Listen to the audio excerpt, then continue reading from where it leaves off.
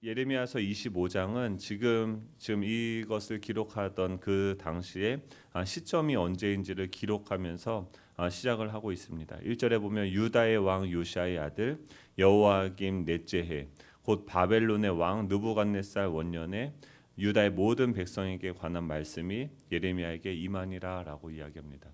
유다에 대한 모든 말씀을 기록해서 알려주고 있는데 그 시점이 언제냐면 유다의 왕 요시아의 아들 여호야김의 넷째 해, 곧 바벨론의 왕 느부갓네살 원년이다라고 하면서 특정한 이 역사적인 그 흐름이 있는데 그 수많은 시간 속에서 특정한 한 시점을 가르치면서 지금 저자는 이야기를 하고 있는 것입니다.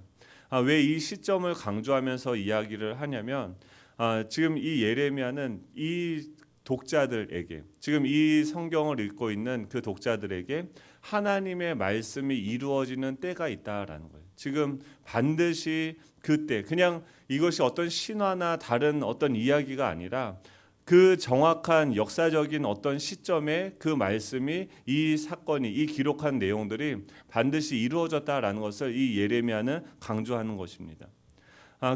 여호야김 4년, 곧 바벨론 왕 원년이라고 말씀하는데 이때 이 해에 어떤 역사적인 사건이 있었습니다. 바로 이 애굽 왕 바로느고와 이 바벨론의 왕 느부갓네살이 전투를 하게 되어져서, 즉 애굽과 바벨론이 전투를 해서 이 갈그미스 전투에서 이 애굽이 완전히 대패하게 되어지는 그 해가 바로 그 때였습니다.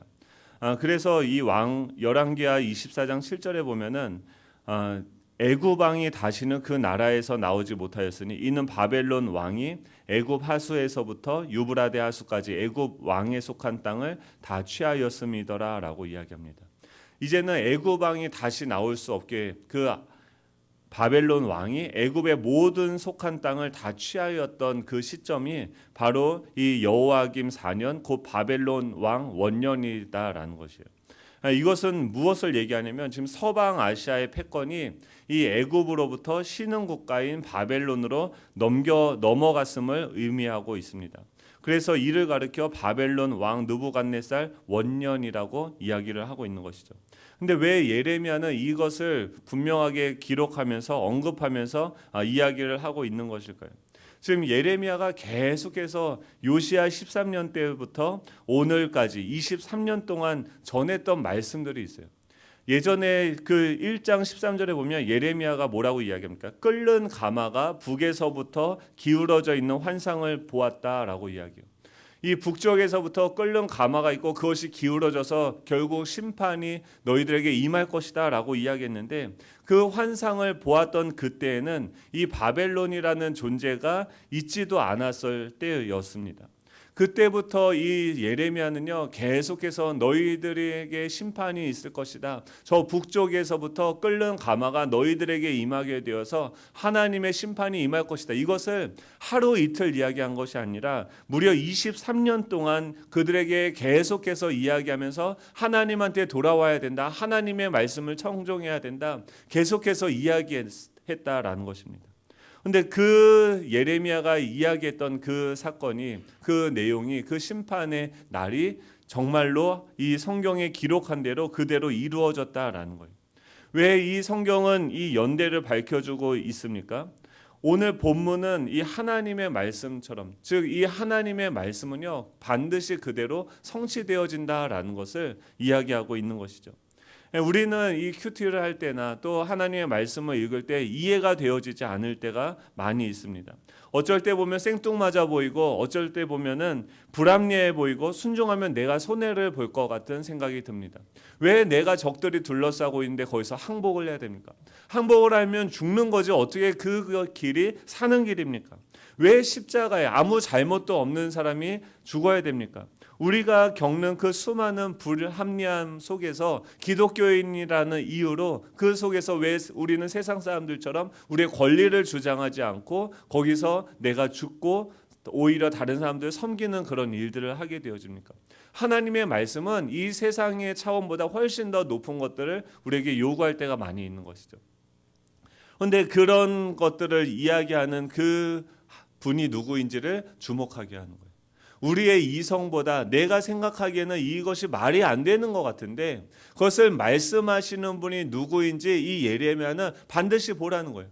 그 북쪽에 끓는 가마가 있었는데 그런 환상을 내가 봐서 너희들에게 이야기를 했는데 너희들 듣지 않았다. 근데 지금 보아라. 그 바벨론이 그 당시에는 가장 큰 나라가 어디예요? 애굽이죠. 애굽이 전부였고 애굽이 그들에게 가장 선망의 대상이고 굉장히 큰 강력한 힘을 가지고 있는 그런 제국이었죠. 근데 그 나라가 어떻게 망할 것이다라고 생각을 했으며 어떻게 저 말도 안 되는 바벨론이 커져서 그 애굽을 삼키리라고 상상이라도 했겠습니까? 근데 지금 이 말씀대로 그 예레미야가 그 시골에서 조용하게 이야기했던 그 선지자의 말대로 이 세계의 역사가 흘러가는 것을 보면서 이 애굽이나 이 바벨론보다 이 세계의 역사, 우리 눈에 보이는 그 이 땅의 통치자들보다 더 높으신 하나님이 이 땅을 다스리고 있다는 것을 보게 하시는 것이죠. 하나님은요, 우리보다 지혜가 높으십니다. 우리의 미래와 우리의 과거와 우리의 현재를 주님께서는 동시에 보고 계십니다. 시간 안에 계시며 시간을 초월하시는 분이 바로 하나님이신 거죠. 이 예레미야 시대를 바라보시고 또 지금 우리 2017년 현재를 바라보시고 우리의 미래를 동시에 보시는 그 시간을 창조하셨던 이 때를 창조하셨던 그 하나님이 지금 우리에게 말씀하시는 것이 우리가 날마다 듣는 이 큐티 말씀인 거죠. 그리고 그 말씀을 들을 때 우리의 태도는 어떠해야 됩니까? 이 말씀은 반드시 이루어진다는 거예요. 하나님의 말씀이 세상을 이끌어가고 계심을 믿으시기 바랍니다. 그 23년 동안 예레미야는 어떤 말씀을 증거했습니까? 5절부터 7절의 내용이죠. 우리 한번 같이 5절부터 7절 같이 읽어보도록 하겠습니다. 시작. 그가 이르기를 너희는 각자의 악한 길과 악행을 버리고 돌아오라.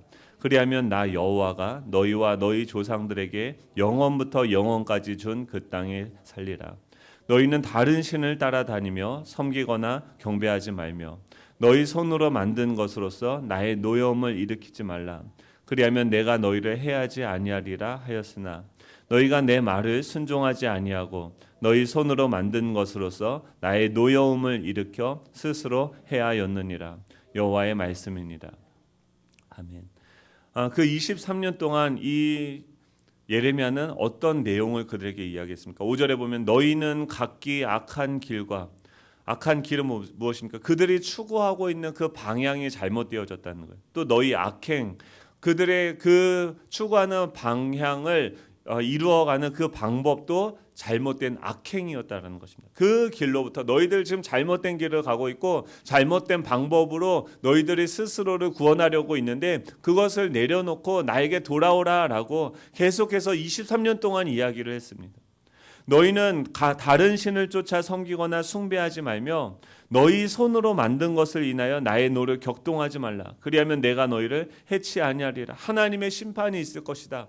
우상을 숭배하지 말라. 너희들이 만든 것들을 추구하고 그것에 종노릇하며 그것이 너희 인생의 전부가 아니다. 지금 이 땅에 있는 우리의 손으로 만든 것들이 있지 않습니까? 멋있는 우리의 삶을 영원히 안전하게 보장해 줄 만한 것들이 너무나도 많이 있는 거죠. 근데 그것을 하나님으로서 그것으로부터 나의 안전을 추구하고 그것이 나의 삶을 보장해 준다라고 생각을 하는 것이죠. 그런데 그것은 결국 무엇입니까? 7절에 보면 스스로를 너희들이 나의 노를 격동하여 스스로를 해하였느니라 라고 얘기해요. 그들은 물이 터진 웅덩이를 계속해서 퍼냄으로써 그곳에 너무나도 분명하게 살아계신 그 하나님, 그 모든 만물을 주관하고 다스리시는 그 하나님을 자신의 삶에서 계속해서 소외시키는 거죠. 자신의 열심과 자신의 최선과 자신의 그 지혜로 열심히 살아가고 있는데 그것이 무엇입니까? 결국은 하나님을 내 삶에서 몰아내어지는 소외시키는 그런 결과를 일으키게 되어집니다. 이것은 무엇입니까? 스스로 자신을 해하고 있었다라고 이야기해요. 왜 그들은 이렇게 오랜 시간 동안 하나님의 말씀을 듣고도 돌이키지 않고 다른 신들을 쫓으며 자신 스스로를 해하며 살고 있었을까요? 지금 이 예레미야를 통해서 선포되어지는 이 하나님의 말씀을 무시했기 때문입니다. 저기서 뭐가 선한 것이 나겠어? 우리는 이 말씀을 어떻게 대합니까? 이 성경을 어떻게 대합니까? 이 큐티책을 어떻게, 이 큐티책 자체가 어떤 신성시 여길 것은 아니지만 대부분의 사람들이 어떻게 합니까? 주일날 예배 드릴 때 성경책 툭툭 털어서 교회 가져갔다가 끝나면은 다시 왔다. 어떤 사람은 아예 그냥 차에다 놓고 주일날 갈 때 예배 드릴 때만 거기서 꺼내서 들어가는 거죠. 그냥 그리고 그 월요일부터는 주일날 예배 드렸으니까 월요일부터는 내가 열심히 최선을 다해서 살아가는 거죠. 나의 방법과 세상 사람들이 저렇게 하는데 그 사람들보단 조금 착하게 살아가지만 여전히 나의 방법으로 최선을 다하면서 살아갑니다. 결국 무엇입니까? 자신을 해하면서 살아가는 거죠. 하나님의 말씀을 청종하지 않고 하나님의 진노를 쌓아가면서 살아가고 있는 것이죠.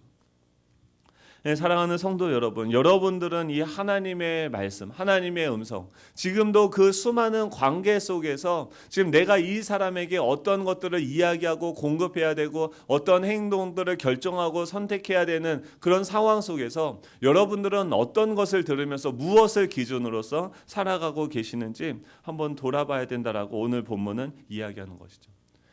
여호야김 4년 곧 바벨론 왕 원년, 이것은 무엇입니까? 이 성경대로 말씀하시는 대로 우리가 순종하면 하나님께서 일하신다. 하나님께서 반드시 그것을 하신다는 것. 지금 왜 이 얘기를 합니까? 지금 나중에 뭐라고 얘기해요? 너희들이 바벨론에 끌려가서 70년이 되면은 너희들이 돌아올 것이다. 지금은 징계를 너희들이 당하는 것 같고, 지금은 너희가 가난한 것 같고, 지금은 너희들이 뭔가 세상적으로 부족해 보이는 것 같지만 하나님의 말씀에 순종해서 포로로 끌려가서 모든 것을 잃는 것 같지만 하나님께서 지금 너희들이 징계가 하나님의 말씀대로 임한 것처럼 70년 후에는 반드시 회복하리라는 그 약속의 말씀을 믿도록 만드는 것이죠. 구약에서 계속해서 예수 그리스도를 하나님의 메시아를 너에게 보낼 것이다. 그것을 어떻게 합니까? 하나님의 아들이신 예수 그리스도가 이 땅에 오심으로써 확실히 우리에게 증거로 보여주신 거죠. 하나님의 말씀은 그대로 이루어지는 것을 우리는 십자가를 통해서 예수님을 통해서 알 수 있는 거죠. 그리고 그것은 그 십자가를 통해서 우리는 무엇을 볼 수 있습니까? 우리는 미래, 장래에 하나님의 아들로서 우리에게 심판이 더 이상 없고 하나님의 자녀가 되어서 상속자가 되어서 그 하나님의 나라를 유업으로 받는 상속자가 되어진 것. 이것이 이 십자가를 통해서 보면은 너무나도 분명하게 보이게 되어진 거죠. 우리의 미래는 암흑과 보이지 않는 불확실함이 아니라 너무나도 선명하게 보이는 소망이요 기대고 빨리 그 하나님이 다시 오시는 그 날을 소망하면서 날마다 그분을 기다리는 신부로서 날마다 하루하루를 버텨내는 거죠. 근데 이 말씀의 확신이 없으면 계속해서 어떤 관점으로 우리의 삶을 바라봅니까? 두 번째는 오늘 첫 번째는 이 하나님의 말씀은 반드시 이루어진다라는 거예요. 두 번째는 이 말씀의 공급이 없으면 결국 황폐해진다라는 거예요. 제가 저번 휴가 때 휴가하니까 뭐 해야 됩니까? 놀아야죠. 잘 놀았어요. 우리나라에서 최대의 도시인 서울에 가서 애들하고 그 시장을 좀 보여주고 싶었어요. 그래서 동대문 시장 가서 사람들이 어떻게 살아가는지 그런 분주함과 또 열심히 살아가는 것들을 보여주려고 이제 동대문 시장 갔는데 왜 이렇게 휘황찬란합니까? 밤에 막 네온 사인과 막 사람들이 막 오고 다니고 막 이렇게 하는데 그 속에서 우리 5식구가 이렇게 딱 서 있는데 제 느낌이 그런 거예요. 뭔가 우리는 좀 초라해 보이는 듯한 느낌. 저 사람들은 뭔가 어떤 세상적인 어떤 성공과 결실을 위해서 열심히 달려가고 있는데 우리는 그 세상의 그 흐름 속에서 그냥 멈춰져 있는 것과 같은 느낌이 들었어요. 왜 그랬냐면 제가 노느라고 큐티를 3일 동안 안 했어요. 말씀을 안 보니까 계속 저도 이제 목사라도 어쩔 수 없는 거예요. 말씀이 내 안에서 역사하지 않고 계속해서 세상을 바라보니까 그 세상이 바벨론이 내 안에 들어와서 나를 포위하고 나를 끌어내는 거죠. 나를 움직이게 하는 거죠. 그런데 이 3일 동안 말씀을 멀리했더니 바로 세상적인 관점에서 나를 초라함을 느꼈다는 거예요. 저 사람들의 기준에서 내 자신을 바라보게 되어졌다는 거죠. 하나님의 눈과 세상의 눈은 엄연히 다른 것이죠.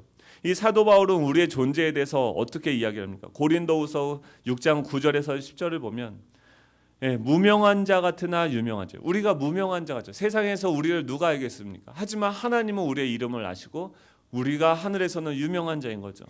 예, 죽은 자 같으나 보라 우리가 살아 있고, 징계를 받는 자 같으나 죽임을 당하지 아니하고, 근심하는 자 같으나 항상 기뻐하고, 가난한 자 같으나 많은 사람을 부유하게 하고, 아무것도 없는 자 같으나 모든 것을 가진 자로다라고 성경은 이야기하고 있어요. 세상적인 관점으로는 우리가 가난한 자 같고, 근심하는 자 같고, 징계를 받는 자 같고, 죽은 자 같고, 무명한 자 같지만 하나님의 관점은 유명한 자고, 살아있는 자고, 또 죽임을 당하지 아니하고 항상 기뻐하고 사람을 부여하고 모든 것을 다 가진 자가 바로 우리다라고 이 성경은 날마다 우리에게 외치고 있는 것이죠. 예레미야가 23년 동안 외치듯이 예수님께서 이 말씀으로 임하셔서 자신의 십자가의 죽으심과 부활을 통해서 너희들은 내 자녀고 내 상속자고 너희들의 미래는 하나님의 나라의 완성 가운데 너희들은 나와 함께 영원토록 세세토록 왕노릇할 것이다 라고 이야기하는 그 말씀이 너무나도 분명하게 보여지게 되어지는 것이죠. 그런데 이것을 기억하지 않으면 어떻게 합니까? 우리의 삶은 세상을 따라 성공하고 이긴 것 같지만 진 것이 되고, 성공한 것 같으나 망한 것이 되고, 부유한 것 같으나 가난한 자가 될 수도 있다는 거예요. 지금 바벨론이 침입하기 전에 이스라엘 백성들은 얼마나 경제적으로 부유했습니까? 얼마나 정치적으로 여러 가지 전략과 아이디어들이 있었습니까? 그들은 세상적인 기준에서 보았을 때 성공한 것 같고 뭔가를 이룬 것처럼 보여졌지만, 하나님의 관점에 봤을 땐 그들은 진노를 쌓는 것이었고 심판을 당하고 망할 수밖에 없는 그런 존재였음을 우리에게 말하고 있는 것입니다. 사랑하는 성도 여러분, 우리는 어떤 관점으로 우리 자신을 바라보아야 됩니까? 날마다 성경에서 말하는 내가 누구인지 들어야 하는 것이죠. 하나님이 나를 어떻게 대해 주셨는지, 나를 위해 과거에 어떤 일을 하셨으며 미래에 무엇을 준비하셨는지 성경을 통해서 매일 확인하고 성경을 통해서 우리는 보아야 되는 것입니다. 무엇이에요? 말씀이 없으면 우리는 결국 황폐해진다는. 계속해서 악한 방향으로 나아가면 세상적인 방법으로 스스로 구원하려고 하고 자신의 손으로 만든 것을 경배하고 섬길 수밖에 없는 그런 죄성이 우리 안에서 움직이고 있는 거죠. 결국 그들의 놀램과 비웃음거리가 되고 땅으로 영원한 폐허가 되어집니다. 기뻐하는 소리와 즐거워하는 소리와 신랑의 소리와 신부의 소리와 맷돌 소리와 등불빛이 끊어지게 됩니다. 이 모든 땅이 폐허가 되어 놀랄 일이 되며 이 민족들은 70년 동안 바벨론의 왕을 섬기리라 라고 얘기해요. 이 하나님의 말씀이 우리 안에 가득 채워지지 않으면 결국은 이 세상의 그 가치관들이 우리 안에 들어와서 왕노릇하고 우리는 황폐해지고 결국 그들의 바벨론 왕, 이 세상을 섬기게 되는 거죠. 세상적인 어떤 욕망과 그 목적을 이루기 위해서 나의 방법대로 나아가는 것인데 결국 돈의 노예가 되고 사람들의 그 인정의 노예가 되어지고 그들이 나를 어떻게 보느냐에 따라서 나의 마음이 널뛰게 되어지는 거죠. 하나님의 말씀의 공급이 없으면 우리는 바로 이 황폐해질 수 있고 이 세상 가운데 넘어질 수 있다는 것입니다. 마지막으로 세 번째는 이 사람들은 그런 상황이 되면 이렇게 질문할 것입니다. 하나님한테 이렇게 질문하죠. 하나님, 그렇다고 어떻게 이스라엘을 징계하시는데 악한 바벨론 사람들을 사용하십니까?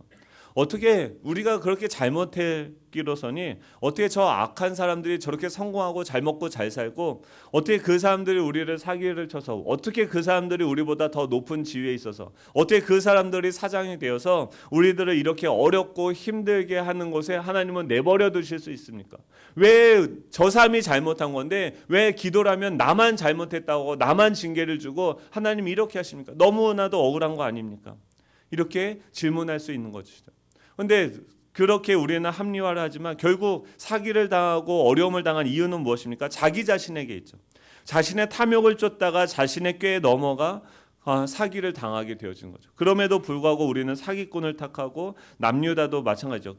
그들을 이 바벨론을 탓하며 또 하나님 이런 상황을 초래하게 만드신 그 하나님을 원망할 수 있는 거죠. 거기에 대답하는 내용이 무엇입니까? 12절부터 14절의 내용입니다. 우리 한번 같이 읽겠습니다. 시작.